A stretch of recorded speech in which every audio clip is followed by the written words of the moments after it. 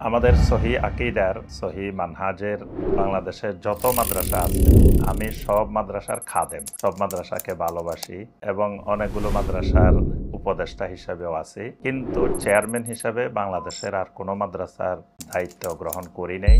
শুধুমাত্র একটি প্রতিষ্ঠানের চেয়ারম্যান। সেই প্রতিষ্ঠানটির নাম দারুত তাওহীদ আল মাদানিয়া মাদ্রাসা, ফেনী। যেহেতু আমার জন্মভূমি এই ফেনীতে, তো ফেনী জেলার মানুষের একটি হক, একটি অধিকার আমার উপরে আছে। এই অধিকার আদায়ের স্বার্থেই, এই অধিকার আদায়ের জন্যই ফেনী শহরে এই দ্বীনি মারকাজ প্রতিষ্ঠা করা।